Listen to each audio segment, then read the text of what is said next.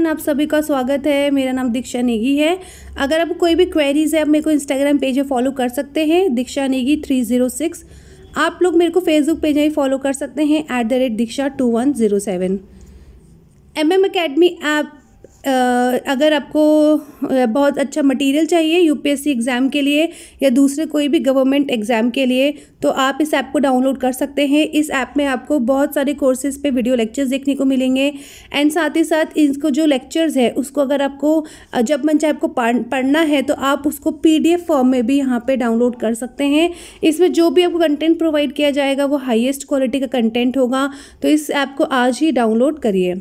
Chapter 9 करेंगे, defence हम पढ़ेंगे। इसको भी हम 2 पार्ट्स में कंटिन्यू करेंगे क्योंकि ये भी काफ़ी लेंथी चैप्टर है। तो डिफेंस के बारे में जब हम बात करेंगे तो यहाँ पे सबसे इंपॉर्टेंट रोल आता है मिनिस्ट्री ऑफ डिफेंस का। मिनिस्ट्री ऑफ डिफेंस यानी कि डिफेंस रिलेटेड जो भी पॉलिसी है, जो भी पॉलिसी फ्रेमवर्क है वो बनाता है ministry of defence. So it forms a policy framework in respect of armed forces. ठीक है, इंडिपेंडेंस के बाद एक मिनिस्ट्री ऑफ डिफेंस जब बना तो it came under cabinet minister, यानी कि कैबिनेट रैंक के मिनिस्टर मिनिस्ट्री ऑफ डिफेंस को होल्ड करता है, बिकॉज डिफेंस जो है वो बहुत इंपॉर्टेंट सब्जेक्ट है। फिर इंडिपेंडेंस के बाद जो हमारे 3 सर्विसेज हैं, 3 सर्विसेज को उनके अपने अपने कमांडर इन चीफ के अंडर रखा गया। लाइक आर्मी है, आर्मी को कमांडर इन चीफ आर्मी का होगा, then navy and Indian air force, तीनों के अपने अपने कमांडर इन चीफ थे। उसके बाद 1955 में क्या हुआ कि जो कमांडर इन चीफ्स है इनका नाम चेंज कर दिया गया और इनको बोला गया chief of the army staff for army and chief of the naval staff for navy and then chief of the air staff that is air force. तो तीनों का ये नाम चेंज कर दिया गया।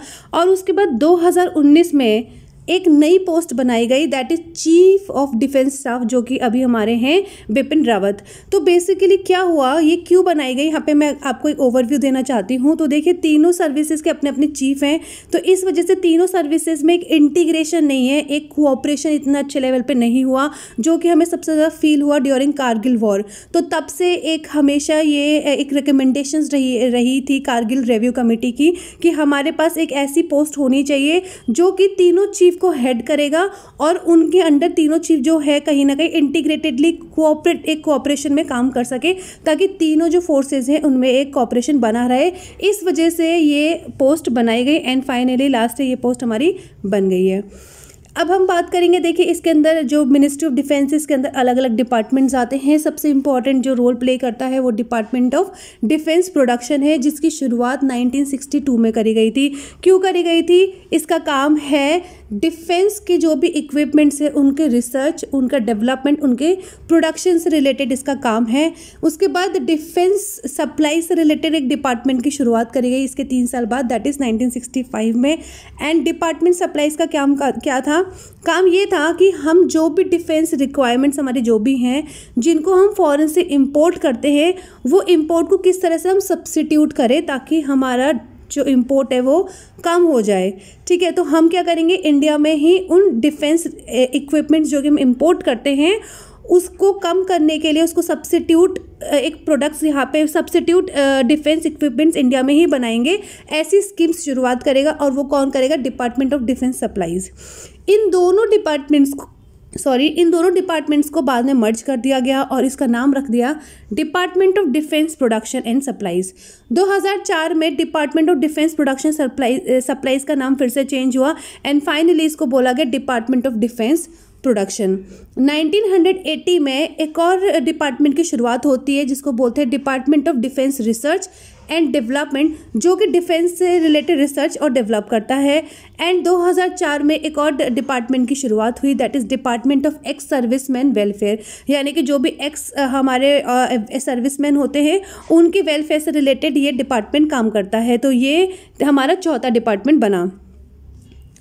इंडियाज़ फॉरेन पॉलिसी और डिफेंस स्ट्रैटेजी अगर हम देखें तो इंडिया हर एक बायलैटरल या कोई भी मल्टीलैटरल प्लेटफॉर्म में जब भी बात करता है तो आपने हमेशा न्यूज़ में देखा होगा तो वो मोस्टली टेररिज्म के बारे में बात करता है एंड दूसरी बात करता है to maintain peace and security globally.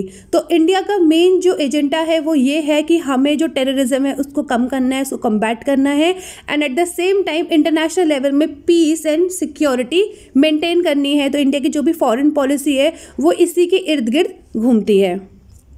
Regional security environment की बात करें तो इंडिया इन रीसेंट ईयर्स अगर आप देखेंगे तो इंडिया ने अपनी रीजनल सिक्योरिटी को काफ़ी मेंटेन किया है थ्रू डिफरेंट प्लेटफॉर्म, जिसमें से काफ़ी इंपॉर्टेंट है BIMSTEC, that is bay of Bengal initiative for multi sectoral technical and economic cooperation.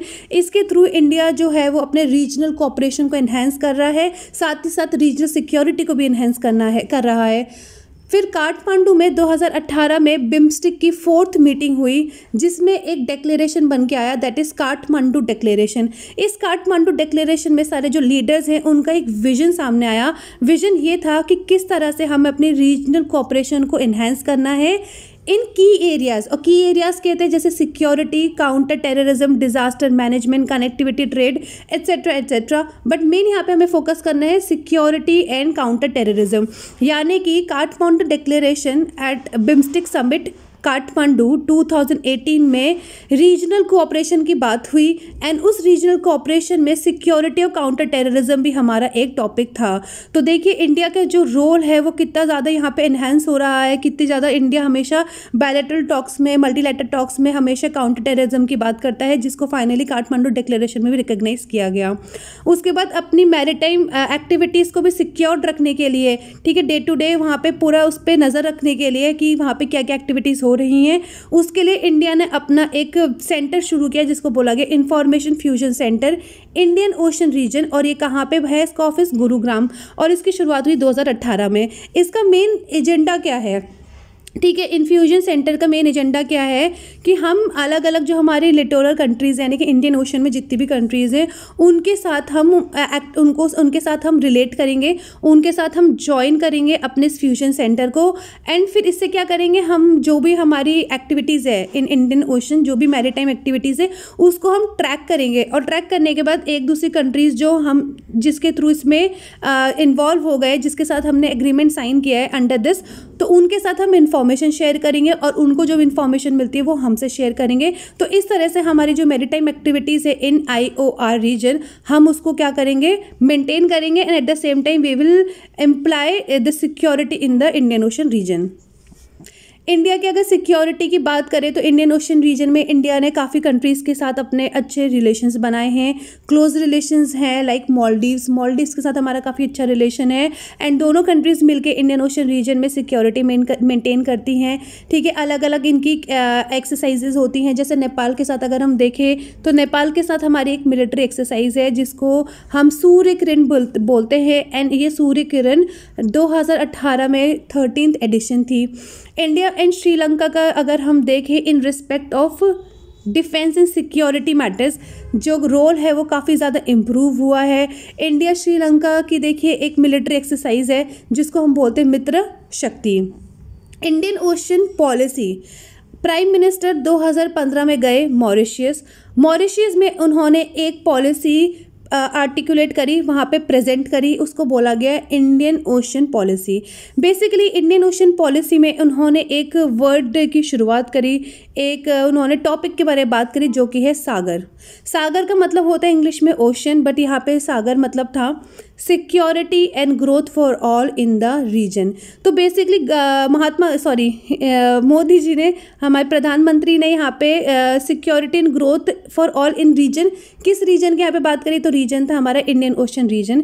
इस पॉलिसी के हिसाब से इंडियन ओशन रीजन में जो सिक्योरिटी और जो ग्रोथ होगी वो सबके लिए इक्वल होनी चाहिए, ठीक है। ऐसा नहीं है कि कोई भी एक कंट्री जो है वो दूसरी कंट्री को डोमिनेट करेगी, नहीं, इट इज़ वहाँ पे जो इंडियन ओशन रीजन है वहाँ पे हर एक कंट्री का इक्वल ग्रोथ होगी, and at the same time हर एक कंट्री की सिक्योरिटी को मेंटेन किया जाएगा। ये सागर की यहाँ पे बेसिकली बात करी गई थी, and it includes deepening economic and security cooperation with our friends in the region, especially our maritime states and neighbours. तो इसमें जो इंडियन ओशन पॉलिसी थी, इसमें सागर के साथ साथ ये भी बात करी गई कि हम अपनी नेबरिंग कंट्रीज़, स्पेशली जो हमारे मैरीटाइम नेबर्स हैं और आइलैंड स्टेट्स हैं, उनके साथ हमारी इकोनॉमिक और सिक्योरिटी कोऑपरेशन को हम और डीप करेंगे और ज़्यादा इन्हेंस करेंगे, एंड साथ ही साथ हम कोऑपरेट करेंगे for peace and security in India's maritime region. I hope आपको ये क्लियर है।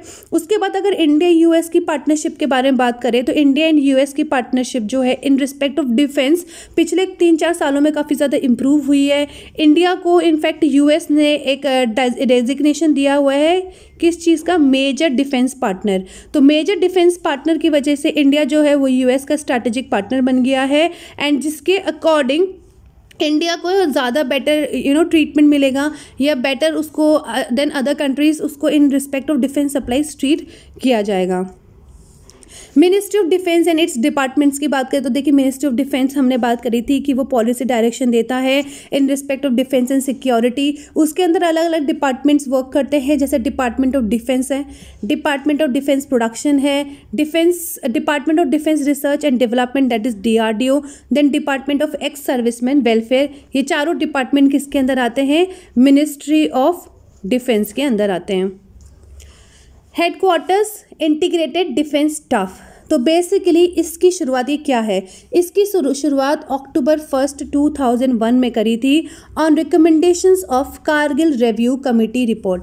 तो जब कारगिल वॉर हुआ था उसके बाद गवर्नमेंट ने एक कारगिल रिव्यू कमेटी बनाई, जिसका उद्देश्य ये था कि हमें देखना था कि हमारे को कारगिल वॉर में बेसिकली हमारे फ्लॉज क्या थे, ठीक है, क्यों ये वॉर हुआ, एंड हम किस तरह से इस वॉर को इग्नोर कर सकते थे, या जब वॉर भी हुआ तो उसमें हमारे क्या लैकुनास थे, ये हमें इस कमेटी के थ्रू जानना था।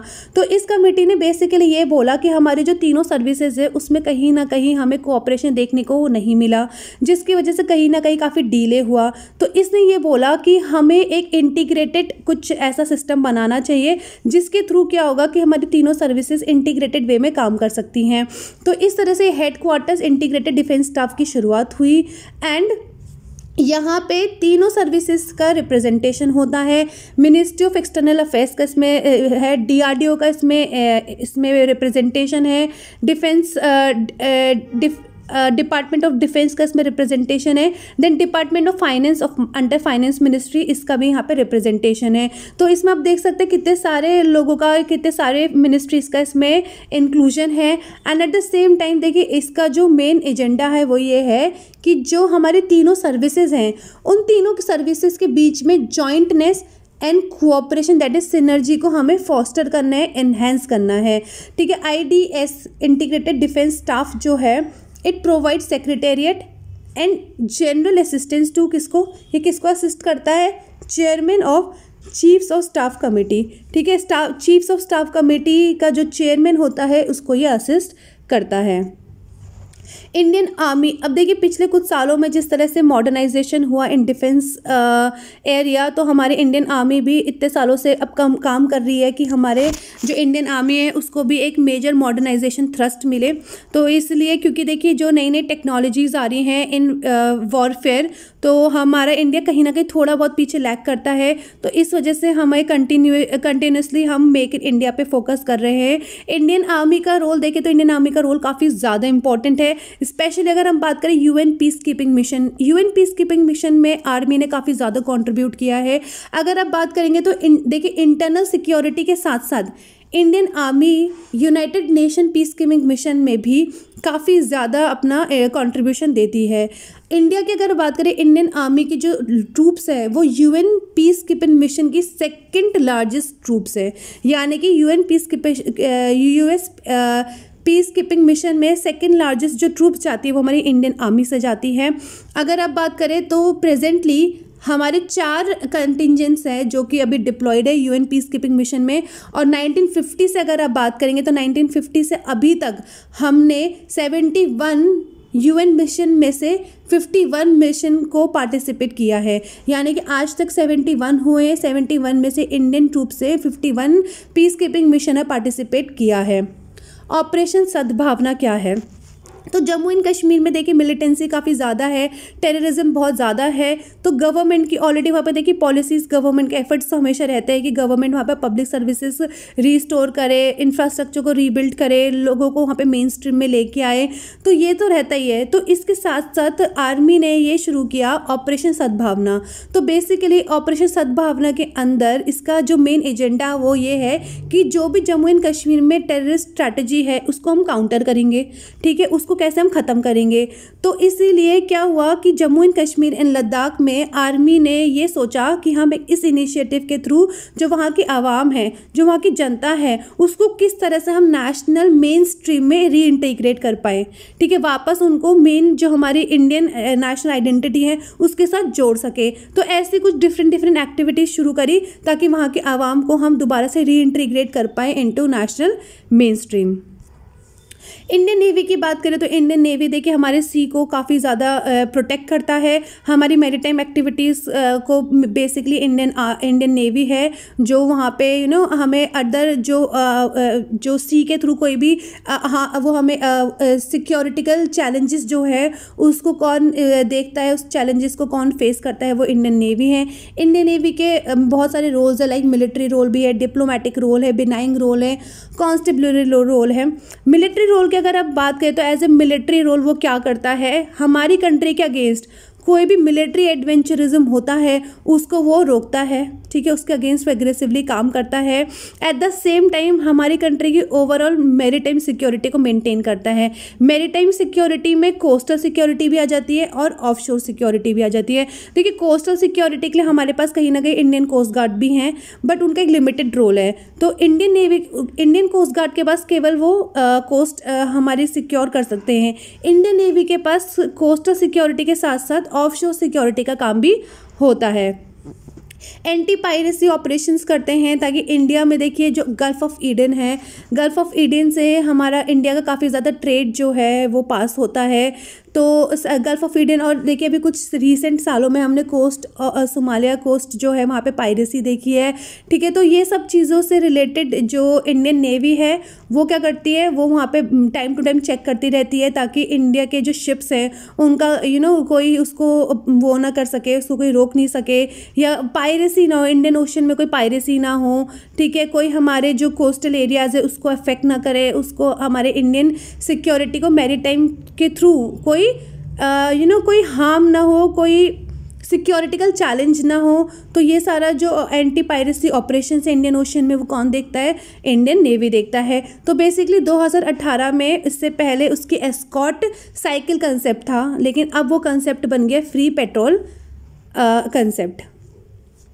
Humanitarian assistance and disaster relief operations, तो इसमें भी देखिए डिज़ास्टर रिलीफ ऑपरेशंस में भी अगर हम देखें तो हमारे इनका काफ़ी इंडियन आर्मी का भी, इंडियन नेवी का भी स्पेशली काफ़ी ज़्यादा रोल होता है। जैसे 2018 में वेरगिटा ट्रॉपिकल डिप्रेशन आया था मॉरिशियस में, जब इंडिया ने मॉरिशियस को हेल्प करी थी in providing clothing items, medicine वहाँ पे प्रोवाइड करी थी। INS सर्वशक्त हमारा शिप वहाँ पे गया था और उसके थ्रू वहाँ पे हमने काफ़ी ज़्यादा उनको बहुत सारे आइटम्स प्रोवाइड किए थे। उसके बाद ऑपरेशन मदद हुआ था। ऑपरेशन मदद जब 2018 में केरला में फ्लड आया था तो वहाँ के लोगों को रेस्क्यू करने के लिए ऑपरेशन मदद आया था। उसके बाद बहुत सारे देखिए साइक्लोन्स आए, जैसे तितली, गाजा, पेठाई, फैनी, इन सब में भी जो नेवी है उसने humanitarian assistance and disaster relief and assistance provide किया था। जैसे उन्होंने एयर ड्रॉपिंग करी थी, फूड पैकेट्स के ऊपर से खाना फेंका था लोगों के लिए, काफ़ी other relief material, special medicine provide करी थी, and in close cooperation with administration of Orissa, Andhra Pradesh and Tamil Nadu. Indian air force के बारे में बात करें तो देखिए इंडियन एयरफोर्स का इंडिया कि कोई भी technology, defence technology, specially fighter jets के इंडिजिनाइजेशन में काफ़ी ज़्यादा हेल्प रहा है। जैसे इंडियन एयरफोर्स ने हमेशा प्रमोट किया है कि वो केवल वही डिफेंस प्रोडक्शन यूज़ करेंगे जो कि इंडिया में ही बिल्ट हुआ है। तो डिफेंस प्रोक्योरमेंट प्रोसीजर 2016 में it was assigned highest preference to make and buy Indian indigenously designed and developed manufacturing categories. 2016 में डिफेंस प्रोक्योरमेंट प्रोसीजर के अंदर बात करी गई कि हम ऐसी कैटेगरीज के जो भी डिफेंस इक्विपमेंट्स है हम उनको ज़्यादा प्रायोरिटी देंगे जो कि इंडिया में ही बने हैं और इंडिया में ही जिनका डेवलपमेंट हुआ है। तो make and buy, design, development, manufacture categories को हाईएस्ट प्रेफरेंस दिया जाएगा, जिसके अंदर देखिए light combat aircraft, AWACS India, high frequency radio set are some of the cases being progressed through IDDM route। Make in India की बात करें तो इंडियन एयरफोर्स का मेन फोकस एरिया यही है कि इंडिजिनाइजेशन को सपोर्ट करना है एंड डिफेंस इक्विपमेंट का जो भी मैन्युफैक्चरिंग है उसको हम ज़्यादा इंडिजिनाइज करना है, मेक इन इंडिया को प्रमोट करना है। इसके रिस्पेक्ट में आपको light combat aircraft, Akash missile, advance light helicopters ये ऑलरेडी इंडक्ट हो चुके हैं इंडियन एयरफोर्स में and this giving impetus to indigenisation. Further IAF ने प्लान किया है कि वो और capable potent light combat aircrafts MK-1A को भी फ्यूचर में इंडक्ट करेगा। Then IAF it is also working closely with DRDO के साथ वो क्लोजली वर्क कर रहा है for the development of various types of state of art weapons. तो कहीं ना कहीं देखिए मेक इन इंडिया का जो हमारा एक हमेशा से मिशन रहा है उसको प्रमोट करने का जो एजेंडा है वो IAF ने हमेशा से उठाया है and IAF this is pushing DRDO and at the same time make in India mission to next level. Digital India initiative की बात करेंगे और थोड़ा सा देखिए इंडियन एयरफोर्स ने pan Indian air force captive 3G WCDMA mobile network की शुरुआत करी है AFCEL। तो ये ऑपरेशनल फुल्ली तरह से ये ऑपरेट हो चुका है with voice call and data services. Women empowerment को भी एक बहुत अच्छा पुश देखने को मिला है इंडियन एयरफोर्स में, जिसमें से देखिए 3 लेडीज़ हैं जो कि है अवनी चतुर्वेदी, भावना कांत एंड मोहना सिंह, जिनको 2016 में फर्स्ट 3 विमेन पायलट्स हैं जिनको फाइटर स्ट्रीम में, क्योंकि अभी तक देखिए इंडियन एयरफोर्स में विमेन होती थी बट उनको कभी भी फाइटर जेट्स फ्लाई करने को चांस कभी नहीं मिला। So these 3 women became the first 3 pilots who were commissioned into fighter stream, जिनको फाइटर जेट्स उड़ाने का फर्स्ट टाइम मौका मिला। अब ये जो है ये 3 विमेन फर्स्ट वो है फाइटर्स है who are flying fighter jets, ठीक है। तो ये first fighter jets flying women है। अगर हम कमीशन रैंक्स की बात करें तीनों सर्विसेज की तो देखिए ये आप जब PDF फॉर्म में डाउनलोड करेंगे तो आप देख लीजिएगा, यहाँ पे अच्छे से पढ़ लीजिएगा, बट 1-2 हम पढ़ लेते हैं। जैसे आर्मी में जनरल होते हैं, नेवी में उनको एडमायरल बोलते हैं और वही सेम रैंक के एयरफोर्स में एयर चीफ मार्शल होता है। एक्चुअली शुरुआत देखिए यहाँ से होती है। आर्मी में सबसे पहले लेफ्टिनेंट होता है, नेवी में सब लेफ्टिनेंट होता है, एयरफोर्स में फ्लाइंग ऑफिसर होता है। आर्मी में उसके बाद कैप्टन होते हैं, नेवी में वो सेम रैंक का लेफ्टिनेंट होता है एंड सेम रैंक के एयरफोर्स में फ्लाइट लेफ्टिनेंट होते हैं। तो इस सीरीज़ में ये ऊपर जाते, ये देखिए ये इस सीरीज़ में है सारी रैंकिंग, आप इसको पढ़ लीजिएगा एंड आई होप आपको अभी तक का हमने जो भी यहाँ पे कवर किया है वो आपको अच्छे से समझ में आया। किसी भी टॉपिक में कोई डाउट होगा तो कमेंट सेक्शन में आप कमेंट करके पूछ सकते हैं या आप मेरे को मैसेज भी कर सकते हैं। Thank you everyone and all the very best.